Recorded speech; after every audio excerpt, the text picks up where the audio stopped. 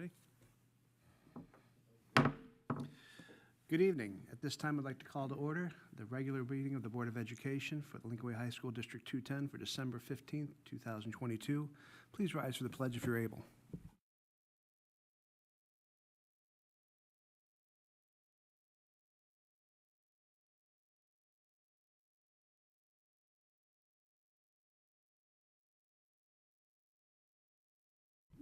Roll call, please. Mr. Janik, Here. Ms. Janice Doyle, Mr. Kirking, Mr. Lacine, Here. Mr. Lucetti, Here. Mrs. Stokes, Mr. Costick. Here. Welcome, everyone. Before we get going, I see we have no one signed up for public comment. Mr. Kirking, would you be so kind to be Secretary Pro Tem for the evening? Thank you very much. Moving on. The public may address the Board of Education Administration regarding the proposed 2022 tax levy. At this time, I make a motion to open. Is it a motion? No, you can open it as president. Do we have anyone here that would like to speak or address the board regarding the proposed 2022 tax levy? No one has signed up. No one has signed up and no one's in the audience. Therefore, make a motion to close the 2022 tax levy hearing. So moved. I have a Second. motion and a second. Everyone in favor signify by saying aye. It's unanimous. The ayes have it. Thank you. Moving on to the consent agenda, which includes the approval of the special meeting minutes of November 10th, approval of the special closed meeting minutes of November 10th, approval of the regular meeting minutes of November 17th, approval of the payrolls of November 18th and December 5th, personnel reports, the approval of the District 210 advisory minutes from October 24th, out-of-state travel, and would anyone like anything pulled from the consent agenda for discussion? If not, I'd entertain a motion to approve the consent agenda as presented. So moved. A motion to second. Linda, I guess if you'd open the vote, please.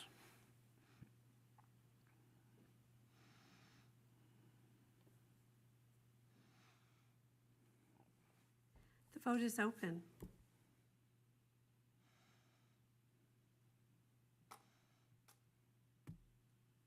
I'm an aye. I don't think I logged in yet. The vote is unanimous. The motion passes. Need a minute, Aaron? No. All right, good. Just checking. All right, moving on to the action items. Presentation of invoices for November 18th through December 15th, 2022. Motion to approve the invoices in the amount of $3,901,158.47 dated December 15th, 2022. Thank you. I have a motion. Do I have a second? Second. Any discussion on the matter? If not, Linda, if you'd open the vote, please. The vote is open.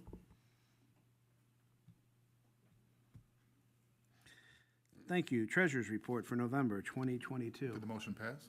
I'm sorry, I did on my screen. Oh. I'm sorry. Go ahead. The vote is unanimous. The motion It's a passes. dictatorship tonight. What can I tell you? No, I'm just teasing. Sorry about that. Moving on to the treasurer's report for November 2022. For the month ending November 30th, we had 3.2 in revenue and 10.5 million in expenses. Total cash balance was 59.1 million. We're about 43 and 41% of our way through operating revenues and expenses respectively. Last year that was 42 and 40. Supplies and capital outlay expenses are trending slightly higher year to date on a percentage basis, but that was mostly due to some additional Fund 20 O&M monies that we had planned and allocated last February for some overage on some of the capital improvements. So that was planned. District's blended rate of return through November 30 is 3.15%. We do have some of the treasuries come and due, and so I've been in conversation with PMA. So after we get through the holidays here in January, we'll look for some new investments for the coming months. Cash flow. We had a negative cash variance in November, mostly due to timing differences. For example, I did take a deeper look at this just to make sure we are trending on course okay. We are. Education fund was higher than historical Novembers, but is overall down fiscal year to date. So I feel comfortable there. And excluding the debt payment made in October as part of the bond closing, we're 1.1 million higher than I had initially projected as part of the budgeting process, and 7 million higher than at this point last year. Looking ahead, one thing you might hear me talk about next month, our medical claims do remain high. Now, we drastically increased the budget this year, and so year to date, we've got any overage that isn't funded directly through payroll sitting in a liability that we would typically not expense until the end of the year. I may, our business office team is looking at it, I may recommend that we expense that partway through the year to get a more accurate picture of year to date. But right now, in terms of over budget, and just as a reminder, we ended last year over 2 million more than we had budgeted for medical claims. They remained high, but with the budget increased, we're about $120,000 high if the fiscal year ended as of November 30th. And it's not, and of course, we have other months where the claims may be lower, but that's kind of how it's averaging out at this time. So I've worked with Kelly, I've worked with our auditors in terms of a recommendation to expense that mid-year. There's pros and cons. If we do decide to do that and get a more accurate picture, you'll see in the budget detail for the treasurer's report, typically through November, you're about 41, 42% on salaries and benefits. Benefits are showing as lower, and that's because that's only what's expensed versus what's sitting in the liability as that contra liability. So I think it would be a more accurate picture in next month's report. If we decide to do that, I will talk about that next month. That's all I have for the treasurer's report.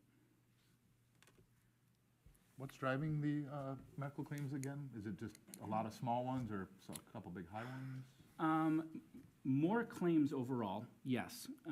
However, we have some pretty significant claims for different individuals on our plans. We do have, we may hit individual stop losses for some of those claims. I do not predict we will hit here as we close the calendar year, the aggregate stop loss at 130%. However, we did lower the individual stop loss for this upcoming calendar year. And I think that obviously that costs more to do so, so we did a little bit of risk analysis on that. I think it makes sense. And one thing it will definitely do is decrease our month-to-month variability. So Kelly and I worked through that analysis. I feel good about where that'll put us for 2023. What is the average monthly? I saw it was over $1 million again on the treasurer's. That includes our fixed costs. I mean, our claims, probably $925,000 or so in terms of claims. And again, in terms of the claims, what we budgeted for was that I think it ended up being last year, in terms of a very, very high year, closed at like the fiscal year, not calendar year, so to be clear, at like 840, 850, somewhere in there. And so we planned for 900. It's trending just a shade higher than that right now. But again, I don't think that can sustain. And we did have some lower months to start this fiscal year. So I think it'll average out. I'm not worried. I just want you guys to be aware. And in terms of a treasurer's report and transparency, I think it might make sense to do that for next month. So more on that if we expense that and move forward. Okay? Thank you. Anything else on the treasurer's report? Just on those treasuries that you have maturing, was that, I saw it was like 20 million. Was that to pay? That's for the bond upcoming bond interest. payment. Yep. Mhm. There's nothing further to entertain a motion to approve the treasurer's report for November 2022 as presented. So moved? I have a motion. Do I have a second? Second by Mr. Lacine. Linda, if you'd open the vote, please. The vote is open.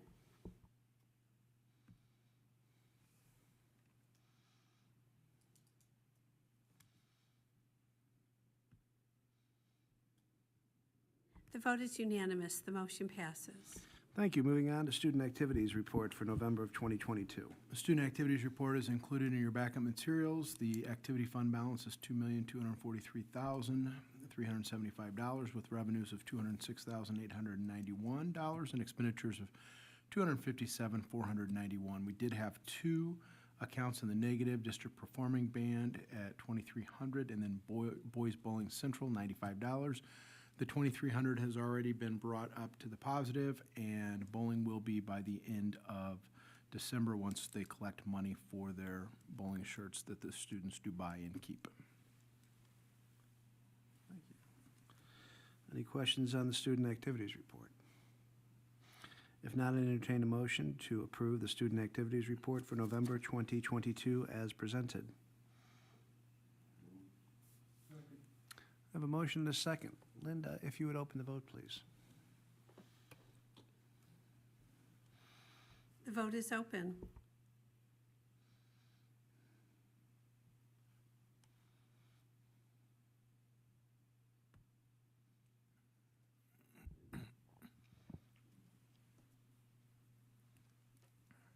The vote is unanimous. The motion passes. Thank you. Moving on to the adoption of the 2022 tax levy.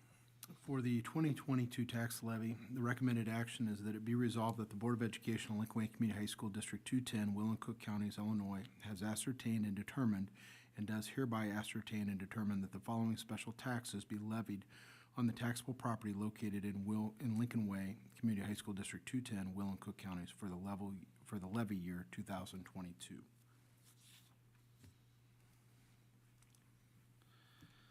I would entertain a motion to adopt the 2022 tax levy as presented. So moved. I have a motion. Do I have a second? Second. Don't everybody jump up at once now. Linda, if you'd open the vote, please. The vote is open. Discussion would have been before.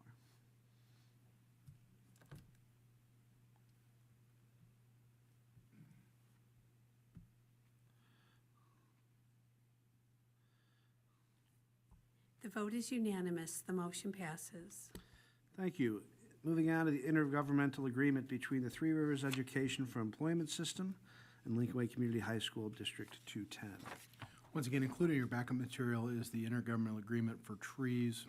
We're one of the founding members of trees. We've been part of it as long as I can remember, and that helps with funding for our career and tech areas. We're in a co-op with several local high school districts. I'm part of the committee that meets quarterly.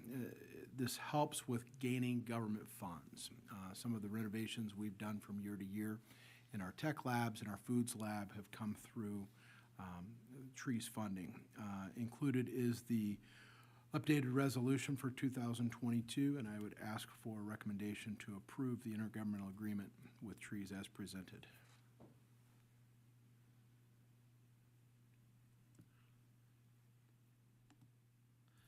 Does anyone have any questions regarding this intergovernmental agreement? If not, I'd entertain a motion to approve the intergovernmental agreement between Three Rivers Education for Employment Systems and Lincoln Way Community High School District 210 as presented. Second. A motion and a second. Linda, if you'd open the vote, please.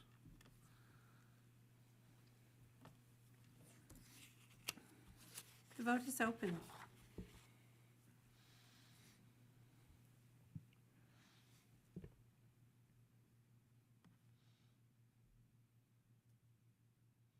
The vote is unanimous. The motion passes.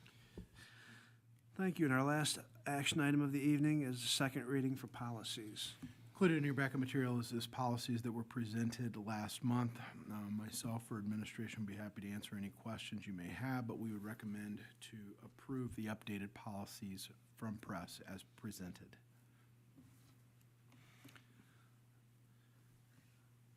Any questions regarding the updated policies? If not, I'd entertain a motion to approve the policy updates as presented. So moved. Second. A motion and a second. Linda, if you would open the vote, please.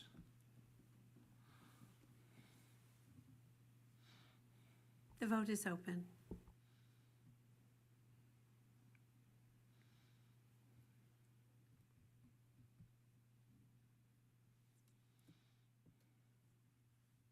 The vote is unanimous. The motion passes. Excellent. Thank you very much. Moving on to our informational items. First up is FOIA requests. Nothing to report. Merry Christmas to us. Building and grounds report. Building grounds is included in your backup materials. Once again, we've continued to track the variance year over year. Chuck has done a good job picking up where Rich had left off. Yeah, any questions?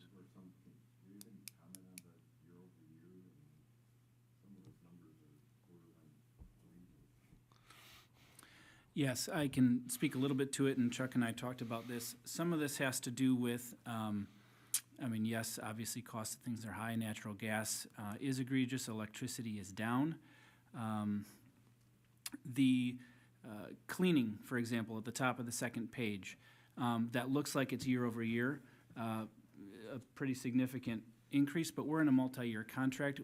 That contract just had language where we were shorting the invoice intentionally based on their short staffing of our buildings, and the cleaning wasn't getting done. They're fully staffed at this point, so we're paying the invoices in full. So some of it has to do with new contracts entered into for this year for custodial supplies. And I talked with Chuck, we're ordering proactively some things for the winter, so we are a little bit ahead. The most significant is in services and repairs, I believe at the bottom. We had some things that needed some immediate attention at the start of the school year, if you will recall, at Lincoln Way East, and then we've had some HVAC and other needs that Chuck and his team have been catching up on that were overdue, and those are not cheap. At this time, I don't have concerns that we are over budget in any of those areas. It's just that we are trending ahead fiscal year to fiscal year. But in terms of specific projects or any other questions you might have, I would maybe defer to Chuck on those. Just one in particular, but you addressed most of them, was how about sewer and water? Any thoughts? The sewer and water at east, or at central and west have seen a drastic increase. We looked into, on our end, to make sure that there was no leaks or problems where we were constantly losing water. We're currently going through both facilities now, double checking again. We've reached out to the village of New Lenox to see if there was something down the line associated with the increase in usage. We haven't heard back from them yet. We hope to get more information from them sooner than later. But that's as far as we're going with the water. Central and west, so it wouldn't be I wouldn't think it'd be a leak. But yeah. Where it caught my eye was just that if east is correct, and the two smaller schools are more than double than Correct. the biggest school, but it sounds like he's looking into it, so I mean, that's all you can do right now, but. Yep. Okay. Yep, we'll look at that and get back to you. Still a good report.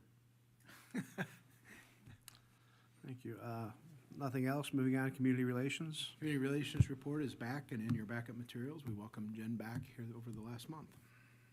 Excellent. Asset of the month.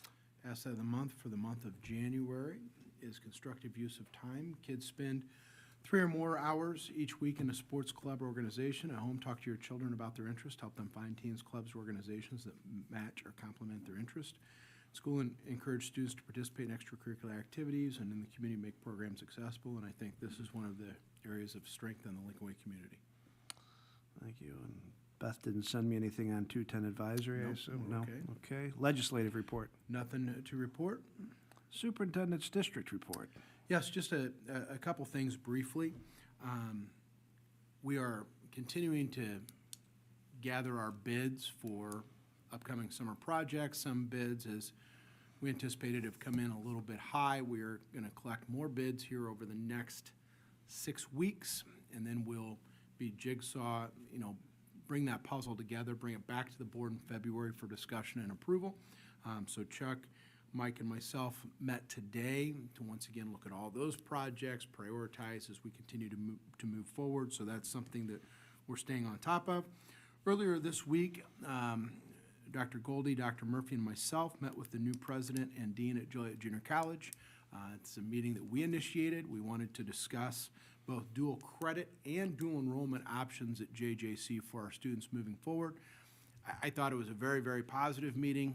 They were very excited about the proposal that Dr. Goldie had kind of put together and discussed, and some of the partnerships that are happening in other places in the state of Illinois with community colleges.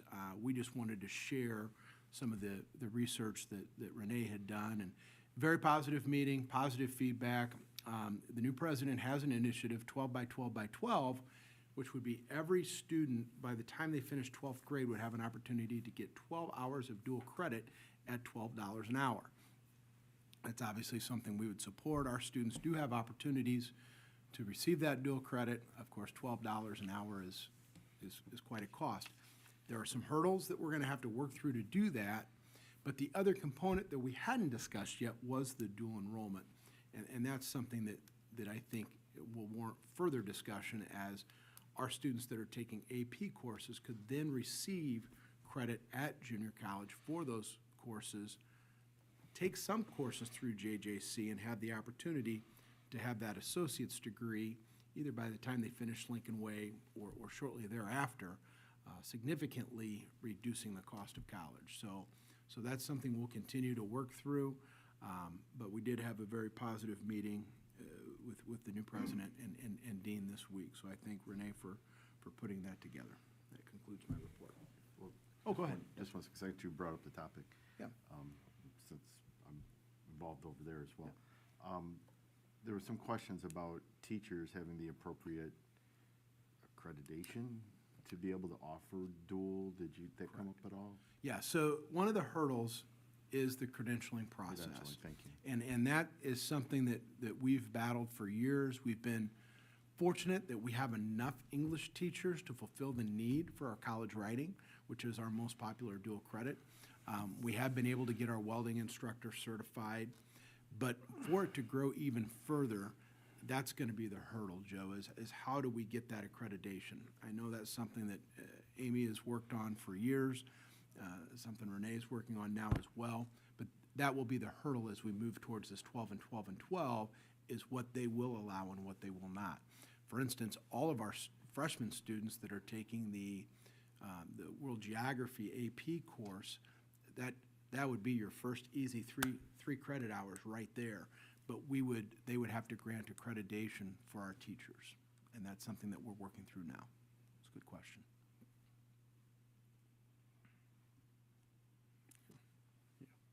Any other district business? Nothing at this time. I just got a quick Oh, go shout out to the Illinois Junior Celtics 13U team. They won the Pop Warner National Championship in Florida.